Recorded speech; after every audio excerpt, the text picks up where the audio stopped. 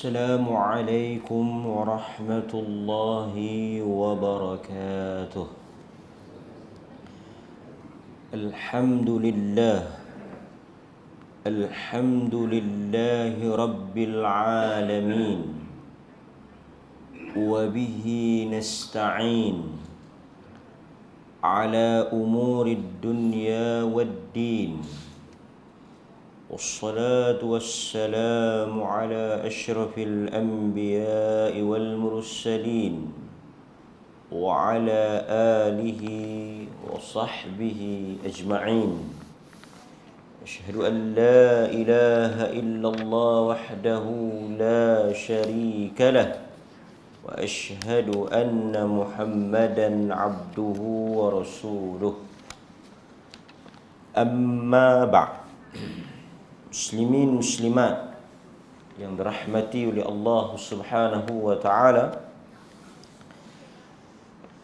alhamdulillah, kita lafazkan dan kita ucapkan di lisan kita sebagai tanda dan bukti syukur di atas kurniaan dan rezeki yang telah Allah Azza wa Jal berikan kepada kita pada pagi yang diberkati dan dirahmati di sisi Allah Subhanahu wa taala. Alhamdulillah, kita masih di dalam bab yang berhubung dengan adab dan akhlak berdasarkan hadis-hadis yang dikumpulkan atau dihimpunkan oleh Al-Imam Muhammad bin Ismail Al-Bukhari di dalam buku ataupun kitabnya Al-Adabul Mufrad. Kita sampai kepada hadis ataupun kepada bab yang berikutnya, iaitu pada muka surat 368, bab 161. Kita tengok hadis yang dibawakan oleh Al-Imam Al-Bukhari rahimahullah daripada Abu Hurairah radhiyallahu anhu, anna rajulan dhara akhan lahu fi qaryatin ukhra فأرصد الله له على مدرجته ملكا فلما أتى عليه قال أين تريد؟ قال أريد أخا لي في هذه القرية. قال هل لك عليه من نعمة تربها؟ قال لا، غير أني أحببته في الله عز وجل. قال فإني رسول الله إليك بأن الله قد أحبك كما أحببته فيه، أو كما قال Nabi sallallahu alaihi wasallam. Terjemahan hadis, anna rajulan, bahwasanya ada seorang lelaki, tak disebut dan tak dinyatakan siapa gerangan identiti lelaki tersebut. Dhara akhan, yang mana lelaki ini di dalam perjalanan untuk menziarahi saudaranya fi qaryatin ukhra, di sebuah kampung yang bukan daripada kampung dia, di kampung yang lain.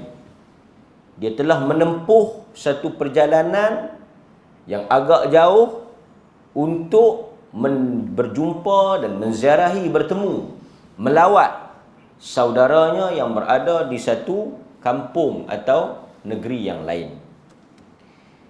Fa'arsadallahu lahu ala madrajatihi malakan, Allah Azza wa Jal telah menghantar satu malaikat pergi duduk tunggu di jalan yang akan dilalui oleh lelaki tersebut. Fa arsadallahu lahu, Allah telah hantar malaikat untuk pergi berjumpa dengan lelaki ini. Dan malaikat pergi tunggu di tengah jalan ataupun di dalam perjalanan dia nak lalu kawasan tu, malaikat duduk di situ. Falamma ata, apabila sampai bertemu dengan lelaki tersebut, falamma ata alaih qal aina turidu, kau nak pergi mana? Malaikat tanya dia, ke mana engkau nak pergi ni? Qal, lalu dia jawab, uridu akhan li, aku ingin pergi bertemu dengan saudaraku fi hadhil qaryah, di kampung ini, di tempat ini. Qal, lalu malaikat tanya balik, hal laka alaihi min ni'matin tarubbuha, adakah sesuatu perkara yang menyebabkan engkau datang bertemu dengannya? Adakah sesuatu benda, nikmat yang menyebabkan, mendorong, menjadi punca engkau nak bertemu dengan dia? Mungkin nak dapat duit ke, nak mari ambil barang ke, nak mari dapatkan sesuatu habuan ke? Dia kata qal, dia jawab balik kat malaikat, la. Dia kata tak. Ghaira anni ahbabtuhu fillahi azza wa jal. Aku mari nak ziarah dia ini bukan kerana ada sesuatu habuan atau sesuatu perkara daripada benda-benda yang aku nak dapatkan daripada dirinya yang menguntungkan aku, tak. La. Ghaira anni ahbabtuhu fillahi azza wa jal. Aku datang menziarahinya semata-mata kerana aku mencintainya, kerana Allah Subhanahu wa taala. Tak ada maksud lain, tak ada tujuan lain. Kerana aku mencintainya, maka aku ingin menziarahinya dan bertemu dengannya. Kerana Allah, fillahi azza wa jal.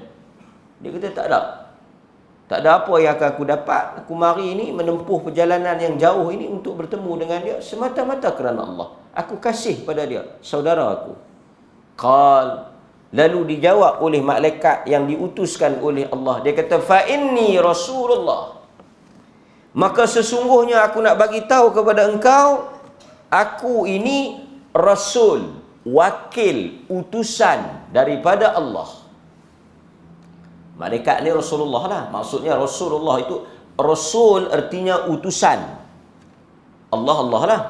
Jadi Rasulullah utusan Allah.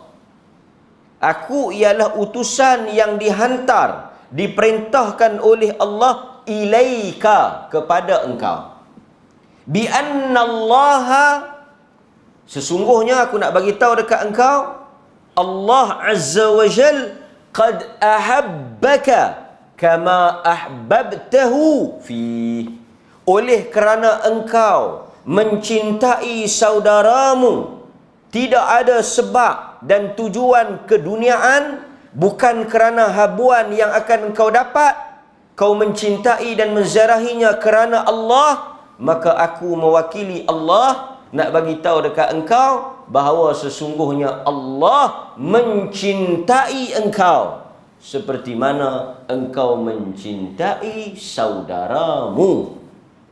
Hadis yang diriwayatkan oleh Al-Imam Al-Bukhari rahimahullah.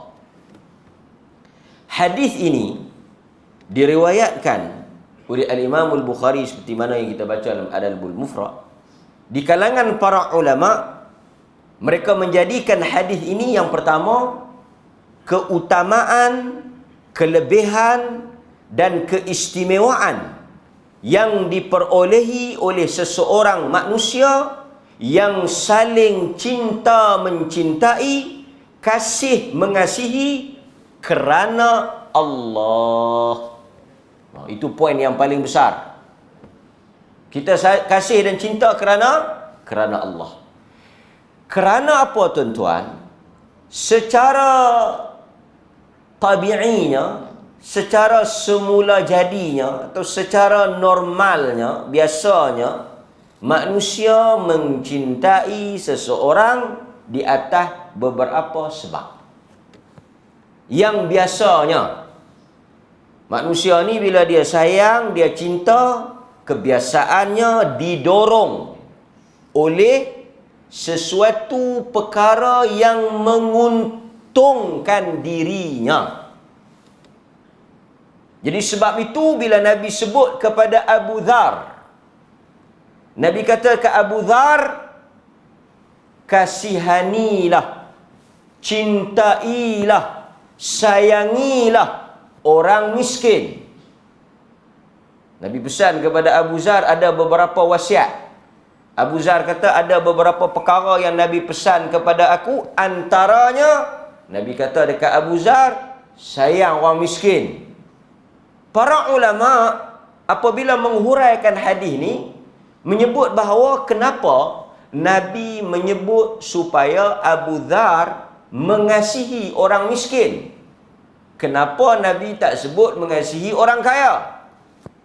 Kerana orang kaya memang kalau tak disuruh pun, kalau tak diajar pun, orang memang sayang orang kaya. Yang tu tak payah habaq. Orang kaya, orang ada duit, orang ada pangkat, orang ada kedudukan, yang kita boleh menumpang, yang kita boleh mendapat sesuatu, yang kita boleh, orang kata apa, memperolehi keuntungan dan kebaikan, yang tu tak payah ajak, kita sendiri akan sayang. Yang payahnya, yang susahnya, nak sayang orang tak ada apa. Yang kalau kita berkawan dengan dia, mungkin bukan takat untung, dengan kita rentah. Yang ni payah. Tapi kalau orang kaya, orang ada duit, kita tak habaq pun, kita akan himpit, rapat dan menjadikan dia sebagai kawan kita. Tuan-tuan faham? Sebab tu Nabi kata ke Abu Dhar, kasihanilah, sayangilah, cintailah orang miskin. Sebab bila kita berkawan dengan orang miskin, itu dinamakan ikhlas. Tak ada apa-apa yang kita boleh harapkan. Tak ada apa-apa yang dia boleh membantu kita. Jadi kita kasih dia kerana Allah Subhanahu wa taala.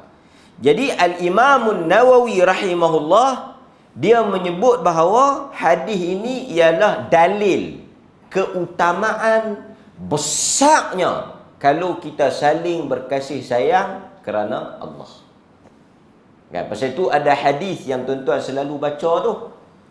Sab'atun yudhilluhumullahu fi yawmin la dhilla illa dhilluh. 7 golongan yang Allah akan menaungi mereka di bawah arasy-Nya pada hari tidak ada naungan, tidak ada perlindungan melainkan perlindungan Allah. Tidak ada naungan melainkan naungan Allah pada hari matahari didekatkan dengan kamu, antaranya warajulani, 2 orang lelaki, tahabba fillah, 2 orang lelaki yang saling bercinta. Cinta ni bagi faham elok lah. Maksudnya berkasih sayang, berkawan, bersaudara, kan? Tahabba fillah ijtama'a alaih. Yang mana dalam hadis tu dia kata ijtama'a alaih.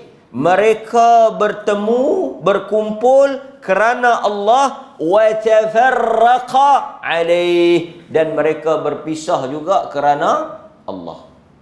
Berkawan kerana Allah, berkelahi kerana Allah, bertemu kerana Allah, berpisah kerana Allah, berjumpa kerana Allah, semuanya kerana Allah, duduk bawah arasy, duduk bawah naungan Allah.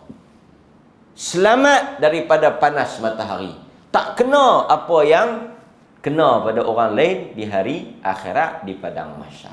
Antaranya 2 lelaki tadilah. Orang perempuan pun masuk juga dalam hadis ni. Walaupun dia sebut lelaki, tapi termasuk juga mana-mana individu yang berkasih sayang kerana Allah.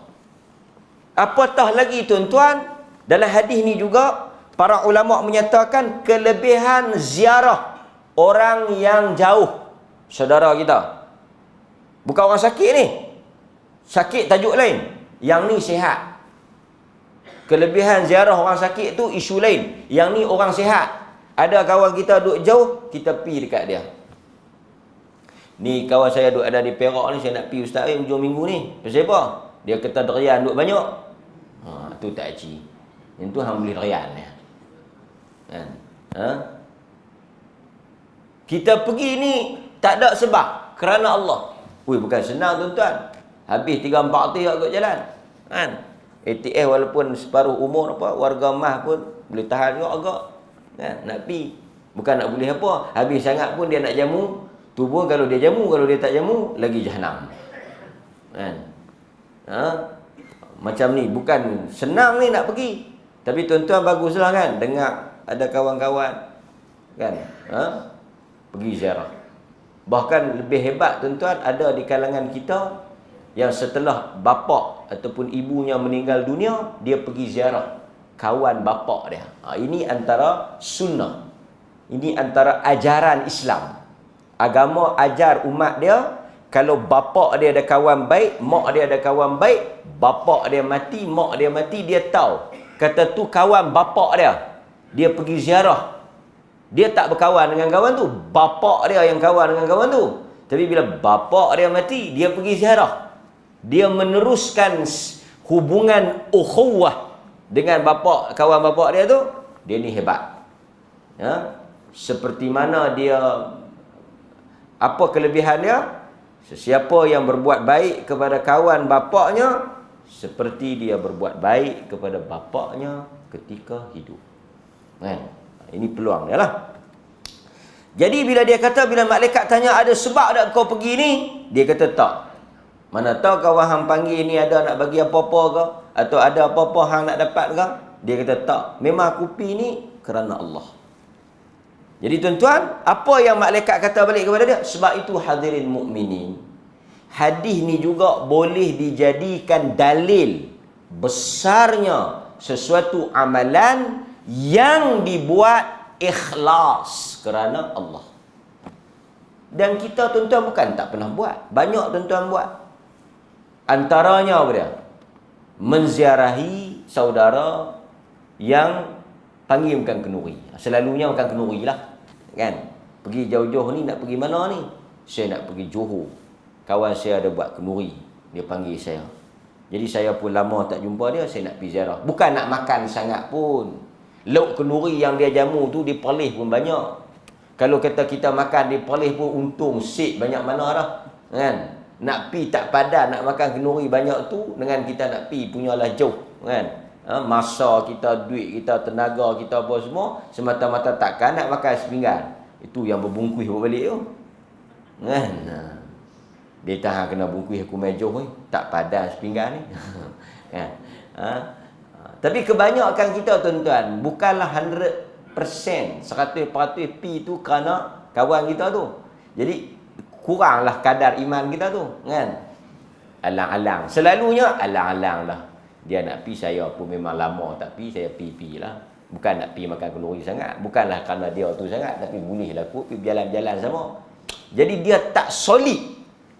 Dia tak, orang kata apa, tak sepenuhnya kerana kasih kepada kawan dia tadi. Kan? Nampak? Baik. Kita tengok lagi huraian-huraian para ulama. Sebelum tu saya baca sikit pada tuan-tuan. Kata Al-Imam Al-Munawi rahimahullah. Tadi An-Nawawi, yani Al-Munawi. Dia kata, hadis yang kita baca tadi menunjukkan bahawa sesiapa yang ingin mendapatkan cinta Allah, sesiapa yang ingin Allah cinta kepadanya, memperolehi kasih sayang Allah, adalah dengan dia menziarahi saudaranya, sahabatnya. Bukan keluarga saja. Hadis ni bukan keluarga, hadis ni saudara. Kawan tadi ni bukan saudara dia, bukan keluarga dia, saudara dia. Yakni kawan dia, sahabat dia. Kan? Ukhuwah. Kan? Ukhuwah dia, apa dia ni, kerana persaudaraan tu dia pergi. Kalau siapa yang nak dapatkan cinta Allah, kasih sayang Allah, adalah dengan cara dia mencintai dan ziarah kawan dia tadi. Allah cinta. Itu apa yang disebut oleh Al-Imam Al-Munawi rahimahullahu ta'ala. Kemudian kita tengok tuan-tuan. Wa fi hadzal hadis, di dalam hadis ni juga yukhbiru an-nabiy sallallahu alaihi wasallam, Nabi menceritakan tentang anna rajulan arada ziyarah akhi, iaitu dia ingin menziarahi saudaranya kerana Allah di sebuah kampung dan tempat yang lain yang bukan dia ada. Maksudnya dia terpaksa bermusafir, menempuh satu perjalanan yang agak jauh untuk menziarahi saudaranya. Fahuwa ba'idun anhu. Ba'id, jauh. Kalau kok dekat-dekat kok kampung kita ni, okeylah juga, tapi dia tak berapa nak kira. Kan? Fahuwa ba'idun anhu. Wadh-dhahir anna al-murada bil ukhuwah huna ukhuwatul iman. Ada macam saya kata tadi lah. Yang dia buat ni, yang dia pergi ziarah ni, di atas ukhuwah iman. Bukan kerana adik-beradik, bukan kerana darah daging, bukan kerana hubungan kekeluargaan, tetapi ukhuwatul iman, ukhuwah iman. Maksudnya dia pergi ziarah itu kerana saudara seagama. Dia pergi ziarah itu kerana sahabat seagama, ukhuwah iman. Sebab itu tuan-tuan hadirin mukminin, kalau kita tengok di dalam hadis-hadis Nabi SAW, memang kita akan jumpa perbuatan dan juga tindakan di kalangan sahabat Nabi yang menempuh perjalanan untuk bertemu dengan saudaranya. Dan tetapi mereka ni bagus. Pergi ziarah tu kerana apa? Sebahagiannya menuntut ilmu. Dia dengar ada sahabat Nabi yang dapat hadis, yang mendengar hadis daripada Nabi, dia tak dengar, dia pergi ziarah kawan tu nak dengar hadis.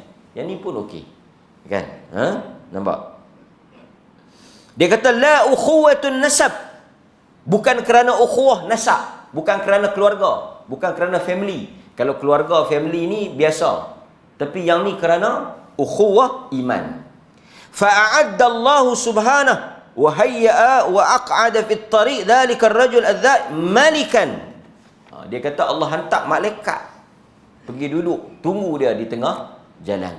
Nampak? Kemudian malaikat itu memberikan khabar gembira kepada lelaki tersebut, iaitu Allah mencintainya. Kemudian hadirin mukminin, dia kata apa lagi? Dia kata hal li hadzal rajul al-madhur min ni'amid dunyawiyah turidu an tastawfiyaha. Dia kata malaikat tanya, hang pergi ni ada apa-apa nikmat dunia, kerana dunia. Sebab itu tuan-tuan, pastikan tujuan kita ialah tujuan akhirat, kerana Allah, kerana agama. Tidak sia-sia.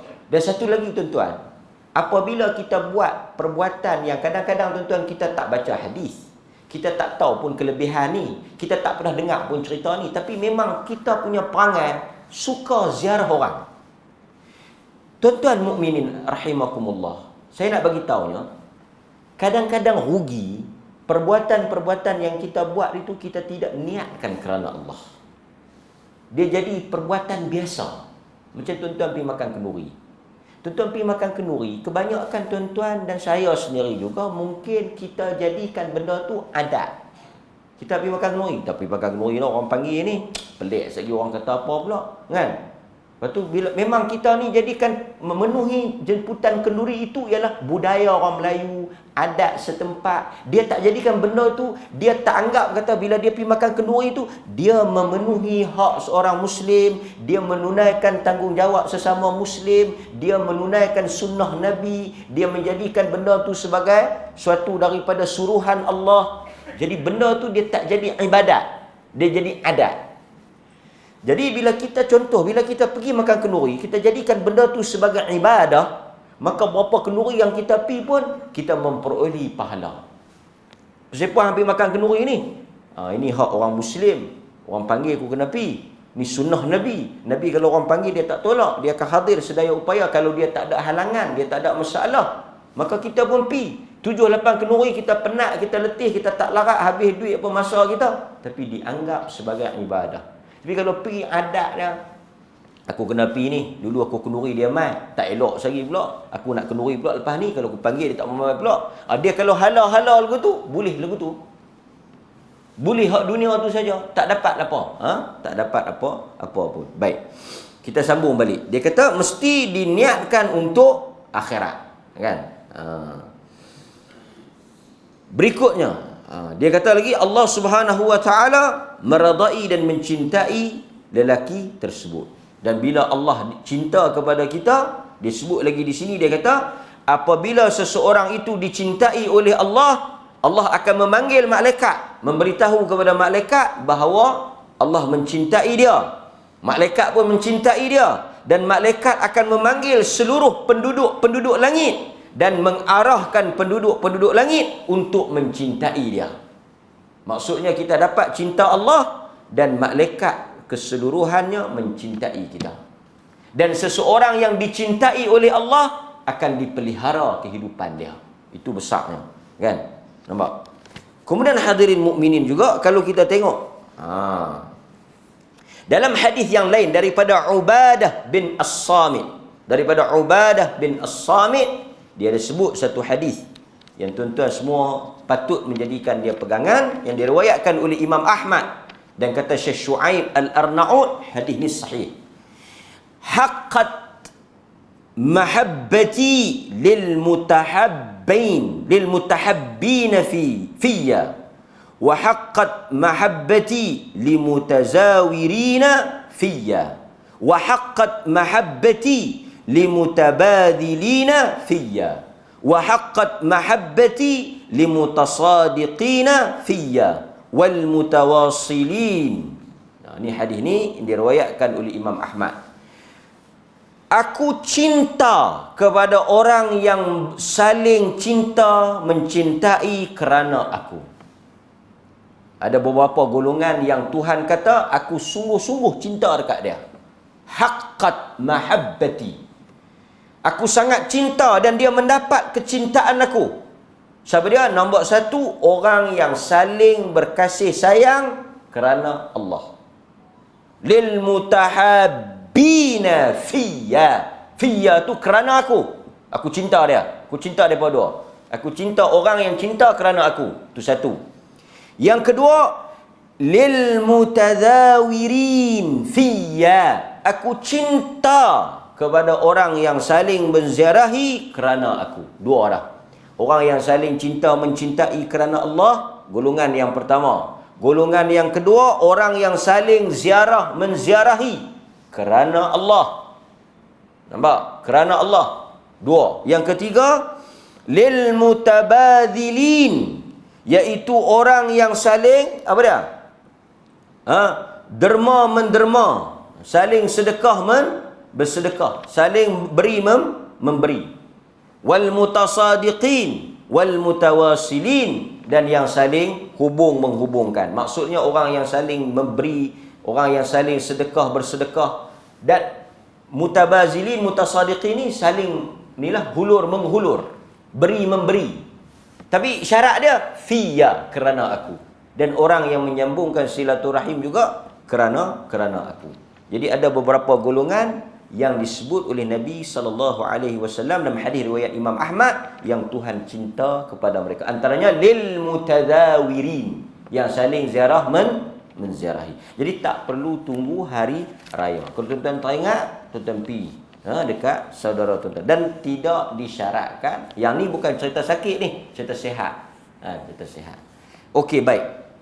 Cuma kita nak kena tengok juga beberapa sifat. Antaranya satu, dari Anas bin Malik.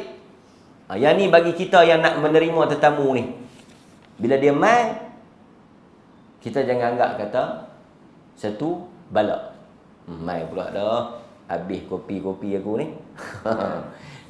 Dia susah hatilah orang pergi rumah dia. Kopi habis, teh habis, biskut habis, nak kena jamu pula. Dia tak faham kata besar tu, makna tu, kan? Dia kedekut, kan? Dari Anas bin Malik, Nabi SAW bersabda, "Idza ja'akum adz-dza'ir fa'akrimuh Jika ada orang yang menziarahi kamu, maka muliakanlah penziarah tersebut. Kan? Jika ada orang yang menziarahi kamu, fa'akrimuhu, maka muliakanlah penziarah tersebut. Yakni tetamu tersebut. Kan? Okey. Kalau tuan-tuan tengok juga di dalam surah Az-Zariyat ayat 24, 25, 26, 27, cerita Nabi Allah Ibrahim menerima tetamu iaitu malaikat. Tengok sekali kita sebut apa yang Nabi Ibrahim buat. Baik. Kalau tuan-tuan tengok juga di dalam hadis yang diriwayatkan oleh Al-Bukhari, man kana yu'minu billahi wal yawmil akhir, sesiapa yang beriman kepada Allah dan hari akhirat, fala yu'dhi jarahu, jangan dia menyakiti jirannya. Sesiapa yang beriman kepada Allah dan hari akhirat, muliakanlah orang yang menziarahinya. Yakni tetamu dia lah. Nampak? Bukti iman, apabila orang mai, kita muliakan. Orang ziarah kita, orang melawat kita, orang mengunjungi rumah kita, kita muliakan dia. Kata Al-Imam An-Nawawi rahimahullah, jumhur majoriti ulama menyatakan bahawa melayan tetamu ialah sunnah. Jika ada orang yang ziarah ke rumah kita dan tidak ada mudarat bagi kita, hendaklah kita melayan tetamu tersebut. Kata para ulama, sunnah untuk kita ziarah. An-Nawawi kata hukumnya sunat. Bahkan tuan-tuan hadirin mukminin, kalau kita tengok dalam hadis yang diriwayatkan oleh Al-Imam At-Tirmidzi, man 'ada maridan aw dhara akhan, sesiapa yang pergi tengok orang sakit atau zara akhan, dia pergi ziarah saudara dia, tengok apa yang dia dapat. Man zara akhan lahu fi fillahi, sesiapa yang menziarahi saudaranya kerana Allah. Yang ni bukan sakit, sihat. Yang sakit tajuk lain, yang ni sihat. Yang sihat ni dia pergi ziarah kerana Allah. Nadahu munadin, berserulah penyeru, in antibta wa taba mamsyaka wa tabawwa'ta minal jannah manzilan. Ada satu suara daripada langit yang menyeru nama dia, dan suara tu kata apa? Antibta wa taba mamsyaka wa tabawwa'ta minal jannah. Engkau memperolehi kebaikan di dalam perjalanan ini, engkau akan dipermudahkan, disediakan suatu rumah di dalam syurga. Malaikat tu duk seru dia. Ada 3 benda. Dia mendapat kebaikan sepanjang perjalanan dia ziarah tu, dan dipermudahkan urusan musafir dia, perjalanan dia, dan satu tempat telah siap untuknya di dalam syurga. Hadis riwayat Al-Imam At-Tirmidzi rahimahullahu ta'ala. Kan? Itu. Kemudian hadirin mukminin, kalau kita tengok juga, bila kita pergi ziarah ni, tuan rumah kena buat apa? Tuan rumah kena, pertama, kalau tengok dalam surah Az-Zariyat ayat 24-27, Allah Subhanahu wa ta'ala cerita tentang Nabi Ibrahim. Apabila tetamu dia sampai, ada beberapa benda yang dia buat. Kesimpulannya, yang pertama, Nabi Ibrahim segera menghidangkan makanan dan minuman untuk tetamu. Ini cara kita memuliakan tetamu. Satu, segera menghidangkan. Janganlah sampai 2 jam, apa satu tak angkat mai lagi. Sejam, apa satu tak hidang lagi. Sampai kawan tu kata, saya ini ingat nak balik dah ni. Lah, duduklah Syat, baru nak bancuh teh. Baru nak bancuh teh, bukan nak angkat mai. Kawan tu dah duduk sejam dah. Sehingga kawan tu pula pergi tanya bini dia, ada hamba ayat kosong dalam kereta. Kan? Jangan sampai begitu lah. Yang kedua, ni tuan-tuan balik tengok surah Az-Zariyat 24, 25, 26, 27. Kita ringkaskan. Ni kesimpulan yang ulama buat. Nombor 1, segera menghidangkan makanan. Yang kedua, hidangkan apa yang terbaik di dalam rumah. Itu yang Ibrahim buat. Nabi Ibrahim buat. Hidangkan apa yang terbaik yang ada dalam rumah. Yang terbaik, the best yang ada dalam rumah, angkat buat mai. Kan? Mendekatkan makanan kepada tetamu. Mendekatkan makanan kepada tetamu. Maksudnya apa dia? Tetamu duduk tang ni, kita angkat mai tang meja ni lah. Jangan kita angkat. Ada orang tang nak makan mengkik ambil. Tang mana? Masuk dalam masuk. Kawan tu berkata tak apa, makanlah. Yang kedua, bercakap dengan lemah lembut. Kan? Jangan menyusahkan tetamu. Dan last sekali, akhirnya kesimpulan yang boleh saya buat ialah bagi kita yang pi. Tadi yang sambut, yang kita yang pi ni dah dapat pahala, dah dapat doa malaikat, cantik dah. Ada beberapa pesanan daripada Nabi. Nombor 1. Apa dia? Dia kata apa lagi di sini? Dia kata wala yahillu lahu an yaswiya 'indah hatta yukhrijahu. Janganlah tetamu itu duduk terlalu lama sehingga tuan rumah mengeluarkannya. Artinya kita jangan sampai menyusahkan orang yang kita ziarah. Kalau dia suka, okeylah. Kalau dia nampak dia selesa, nampak dia suka, nampak dia okey, kita duduklah. Tapi kalau nampak dia bomba tak selesa, ada urusan, kita beransur. Jangan jangan menukar ziarah yang baik itu menjadi ziarah yang dimurkai. Kan? Jadi itulah beberapa perkara tuan-tuan yang boleh kita lakukan, apatah lagi hari ni hari cuti ke ataupun hari apa-apa, tuan-tuan ada niat nak ziarah, mudah-mudahan Allah Taala memberikan kecintaannya kepada kita semua. Aqulu ma sami'tum astaghfirullahal azim li wa lakum. Saya memohon ampun di atas apa yang tuan-tuan dengar daripada kuliah pada pagi ini untuk diri saya dan tuan-tuan. Assalamualaikum warahmatullahi wabarakatuh.